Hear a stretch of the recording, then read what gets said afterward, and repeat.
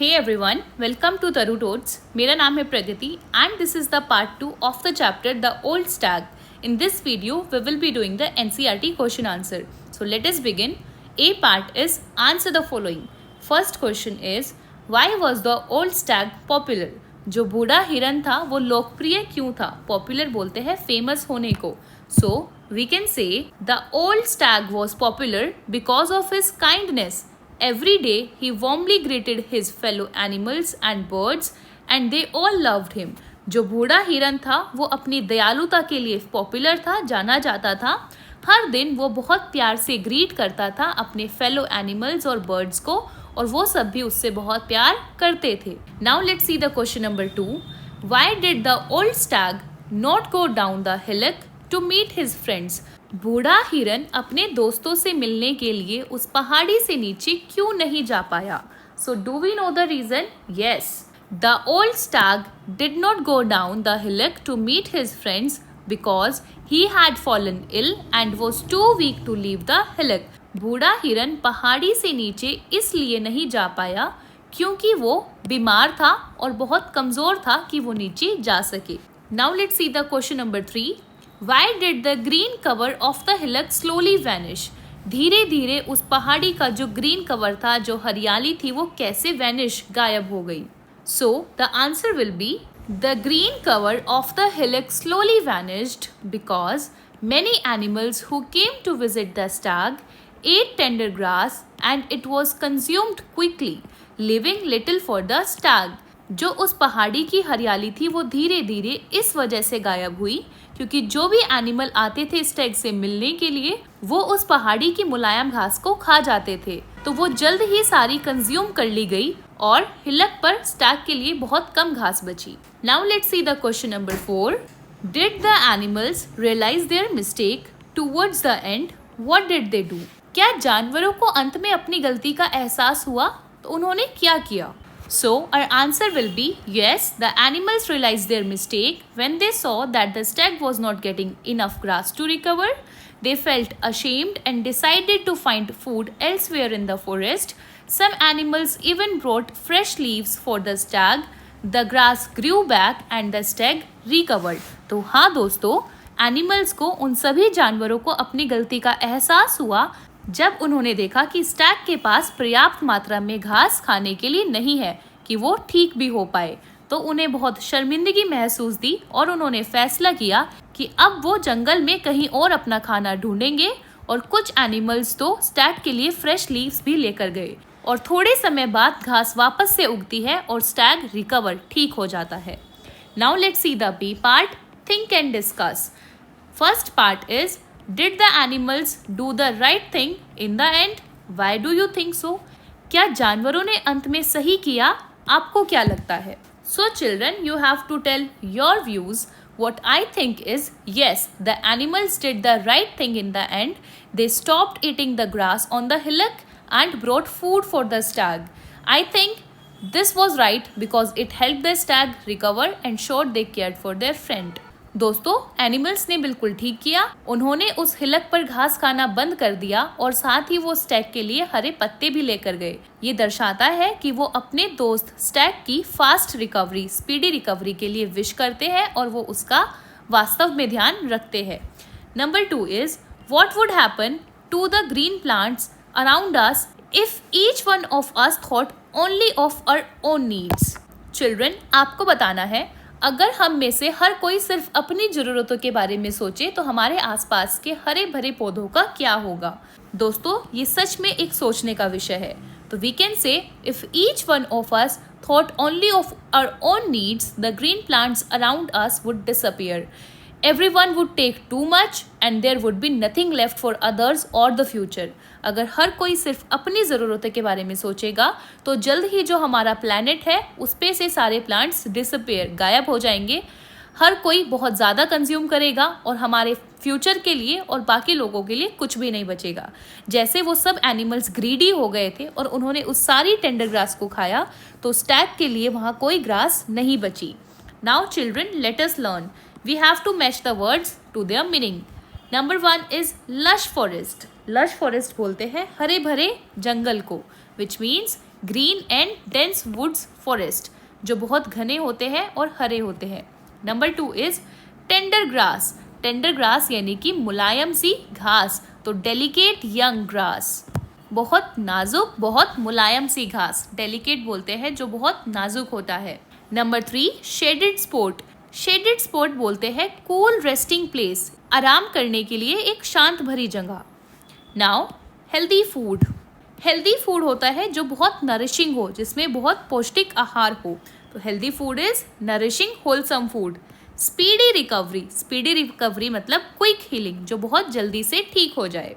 Now look at the following words: lush forest, friendly animals, shaded spot, tender grass, healthy food.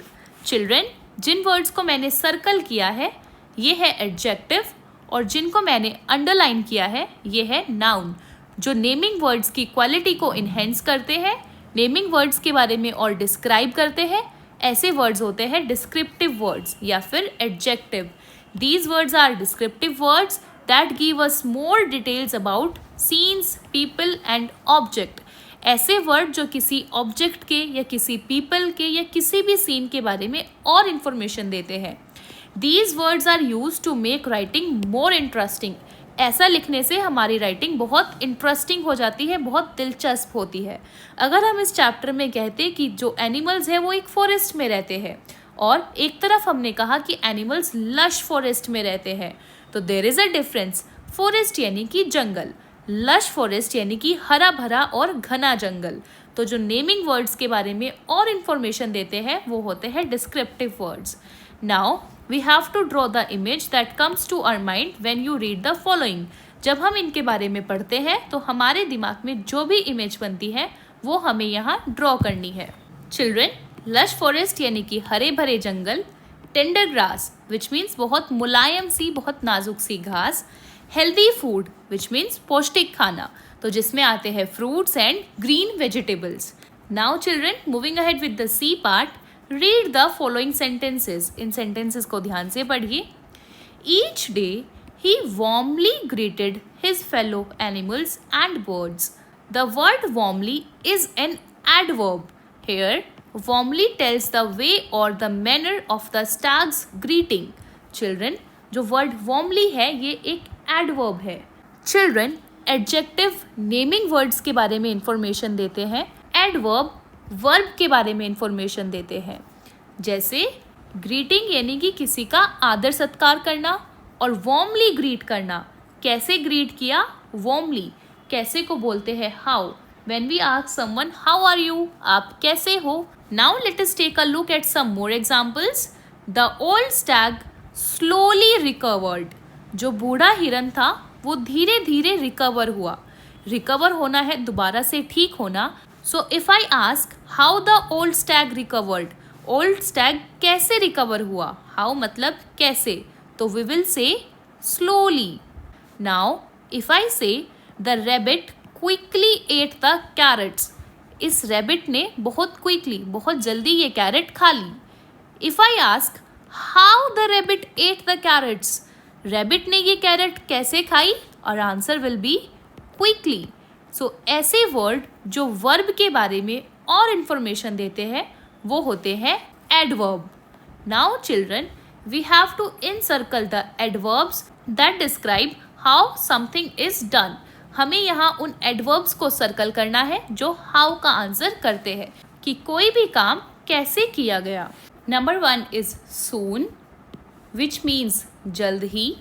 Number 2 badly which means बुरी तरह। Lately which means हाल ही में, जो हमने recent ही किया हो। Cheerfully which means खुशी से।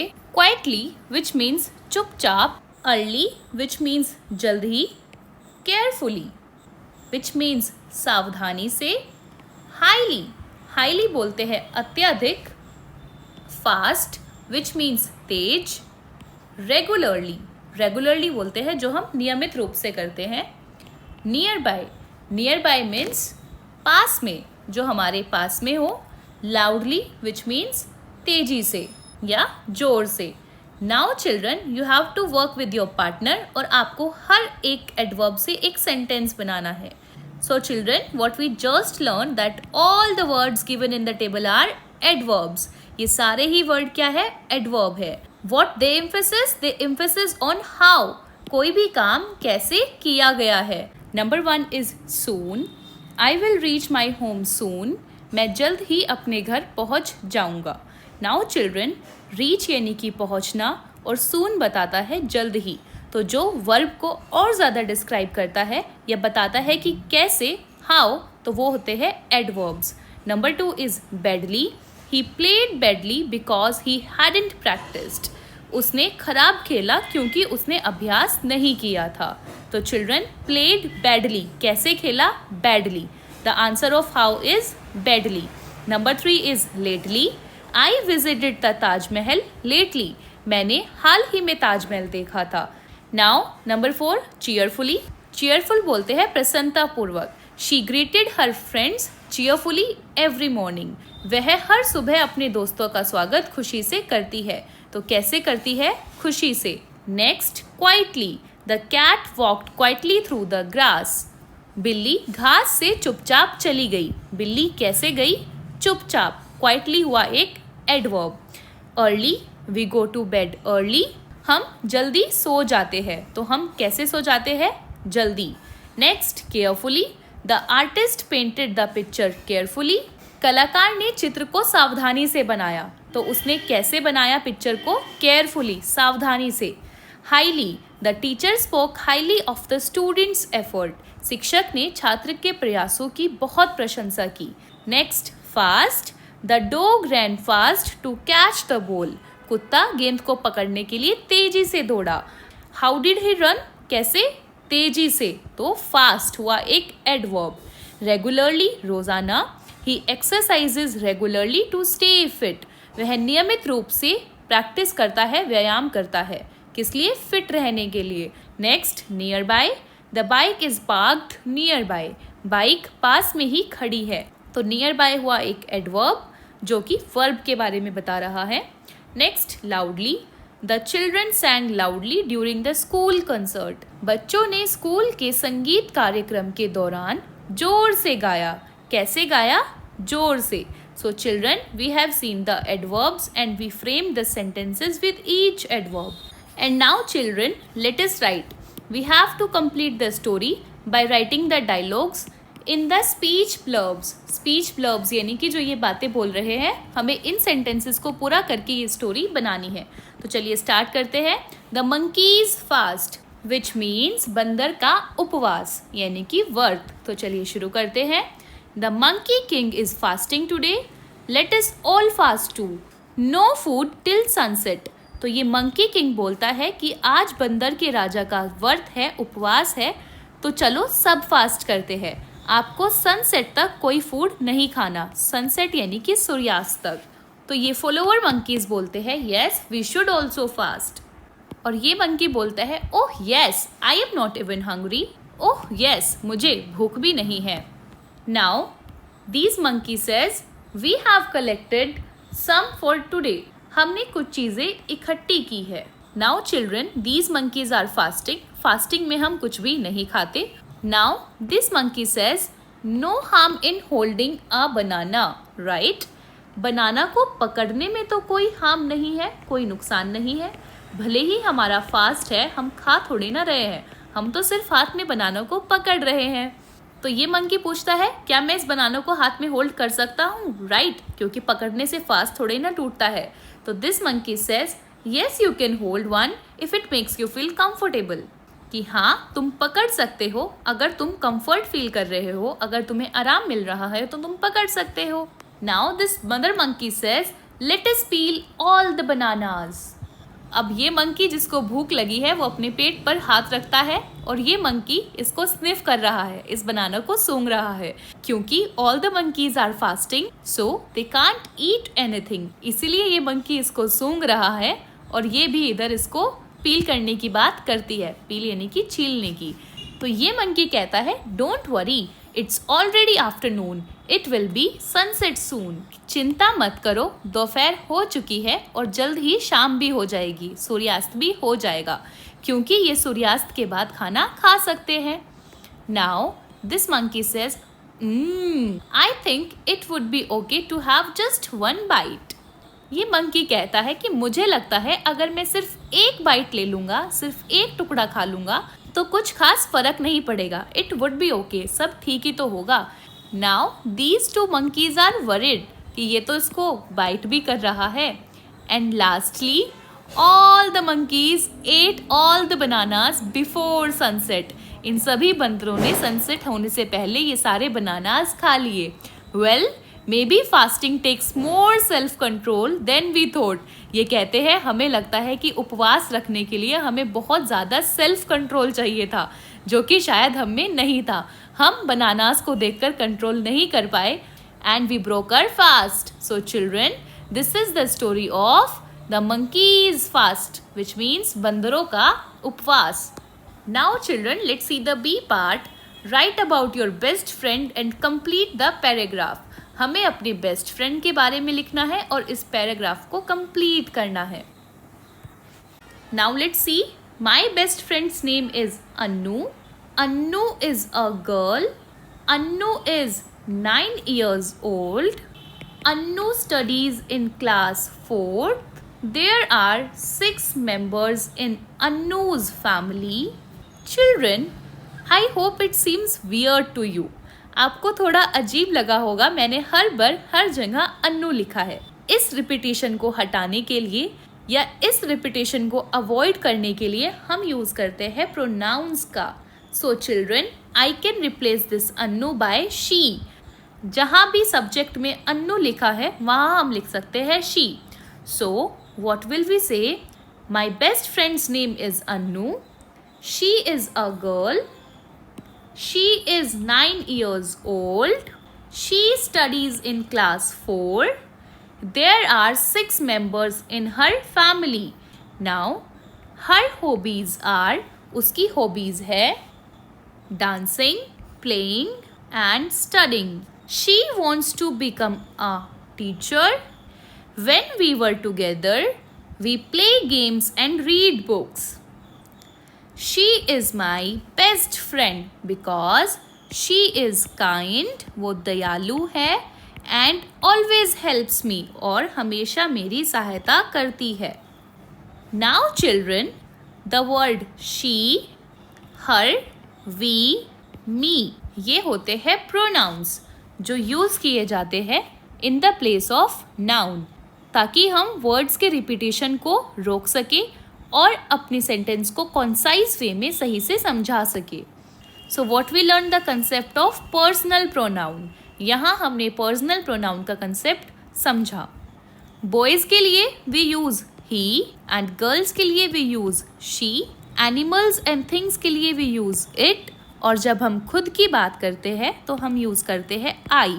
व्हेन आई से I am 4 years old, which means मैं 4 साल की हूँ, तो खुद के लिए आई, एनिमल्स एंड थिंग्स के लिए it, for girls she, for boys he. Children, और भी तरीके के पर्सनल प्रोनाउंस होते हैं जो हम पढ़ेंगे अपकमिंग क्लासेस में. Now let us speak. Look at the picture. इस पिक्चर को ध्यान से देखिए. Imagine a large bowl of delicious jalebis is in your classroom. You and your friends start enjoying the sweets one by one. Everyone loves the jalebis so much that you keep reaching for more. Now think about what might happen next. Children, आपको imagine करना है, कल्पना करनी है कि आपकी class में स्वादिष्ट जलेबियों से भरा हुआ एक बड़ा सा कटोरा है. आप और आपके दोस्त एक एक करके मिठाइयों का आनंद लेना शुरू करते हैं. सभी को जलेबियाँ इतनी पसंद आती है कि आप और खाने के लिए हाथ आगे बढ़ाते रहते हैं. अब सोचिए कि आगे क्या हो सकता है. So let us discuss. First part is, how would you feel if the jalebis were almost finished but some friends hadn't had enough yet? अगर जलेबियाँ लगभग ख़त्म हो गई हो लेकिन कुछ दोस्तों ने अभी तक पर्याप्त नहीं खाई हो तो आपको कैसा लगेगा? तो दोस्तों, I would feel sad if the jalebis were almost finished and some friends hadn't had enough. I would want everyone to enjoy them equally. तो मुझे बहुत बुरा लगेगा अगर हमारे कुछ दोस्तों ने तो नहीं खाई और जलेबियाँ खत्म हो गई. तो I want कि सबको बराबर बराबर मिल जाए. Number 2 is what will happen to the bowl of jalebis after some time? Which means कुछ समय बाद जलेबियों के कटोरे का क्या होगा? So we can say after some time the bowl of jalebis will be empty because everyone keeps eating them without waiting for others. कुछ देर बाद जलेबियों का जो कटोरा है वो पूरी तरीके से खाली हो जाएगा क्योंकि जो खाने वाले हैं वो किसी और का इंतजार करेंगे ही नहीं और खुद से सब कुछ खा जाएंगे. Number 3, why is it important to share when we have something that everyone enjoys? तो दोस्तों, शेयर करना क्यों ज़रूरी होता है जब हम कुछ ऐसा खा रहे हो जो कि सबको पसंद है. Children, it is important to share because it makes everyone happy and shows we care for our friends. If we don't share, some people might feel left out. दोस्तों, शेयर करना इसलिए ज़रूरी होता है क्योंकि खुशियाँ बांटने से बढ़ती है और ये एक फॉर्म ऑफ केयर भी होता है और अगर हम शेयर नहीं करेंगे तो हो सकता है हमारे दोस्तों को हर्ट हो. Number 4, how can we make sure that there are enough jalebis for everyone to enjoy? अब हम ये कैसे सुनिश्चित करेंगे कि सभी के लिए पर्याप्त जलेबी खाने के लिए मौजूद है. अब हमें तो देख के लगता है कि इस बाउल में बस कुछ ही जलेबियाँ हैं, लेकिन उस बाउल में सभी के लिए जलेबियाँ पर्याप्त है. इस चीज़ को हम कैसे सुनिश्चित करेंगे? So children, we can make sure that there are enough jalebis by taking only a few at a time and passing the bowl to everyone. We can also count how many friends there are and divide the jalebis equally. हम उसमें से कुछ ही जलेबियाँ लेंगे और उस bowl को आगे पास कर देंगे या फिर हम एक तरफ जलेबियाँ गिन सकते हैं और अपने दोस्तों को और उसी के हिसाब से बराबर बराबर बांट देंगे. Now children, let us do. Here you have to create a thank you card from the old stack. आपको ओल्ड स्टैक की साइड से एक थैंक यू कार्ड बनाना है उसके फेलो एनिमल्स एंड बर्ड्स के लिए. क्या क्या इंस्ट्रक्शंस हमारे पास है? Imagine you are the old stag, grateful to the friends who help you while you were sick. Prepare a thank you card to show your appreciation. Imagine, सोचिए कि आप एक बूढ़े हिरन हैं, वो ओल्ड स्टैग है और उन दोस्तों के आभारी हैं जिन्होंने आपकी बीमारी के दौरान आपकी मदद की. अपनी कृतज्ञता दर्शाने के लिए आपको एक धन्यवाद कार्ड तैयार करना है. तो आप कैसे करेंगे? तो आप इन हिंट्स की हेल्प ले सकते हैं. Front of the card, card के फ्रंट पे you can draw a picture of the Stag surrounded by his friends in the forest. हम फ्रंट पे स्टैग की एक फ़ोटो लगा सकते हैं जहां हम लिखेंगे थैंक यू और साइड में उसके सारे फ्रेंड्स जिन्होंने उसकी हेल्प की. Inside the card, write a kind thank you message to his friends expressing how their help made him feel better. और कार्ड के अंदर उसके दोस्तों के लिए एक थैंक यू मैसेज लिखना है जिसमें बताया गया हो कि उनकी मदद से उसे कैसा महसूस हुआ. तो let's do this now. So we can write, dear friends, I am very thankful to all of you for helping me during my illness. मैं आप सबका आभारी हूँ, आपने मेरी मदद की जब मैं बीमार था. All of you left grazing the grass on the hillock so that I could eat in plenty. आप सब ने हिलक पे घास खाना बंद कर दिया ताकि मेरे लिए खाने में पर्याप्त मात्रा में घास हो. Even some of you brought green leaves for me. और आप में से कुछ तो मेरे लिए हरे पत्तियाँ भी लेकर आए. Really, I will always be grateful for this help. और वास्तव में मैं हमेशा आपका आभारी रहूँगा आपकी इस मदद के लिए. Now, due to your help I feel completely healthy. और अब आपकी मदद की वजह से मैं पूरी तरीके से स्वस्थ महसूस करता हूँ. ये लेटर किसने लिखा है? From Stag. सो चिल्ड्रन, ये लेटर मैंने लिखा है. आप अपने वर्ड्स में भी ये लेटर रेडी कर सकते हैं. So dear learners, with this we have seen the entire chapter, The Old Stag. I hope you enjoyed the video and if you did, so do like, share and subscribe. Taru Toads मिलते हैं next video में. Till then, bye bye and take care.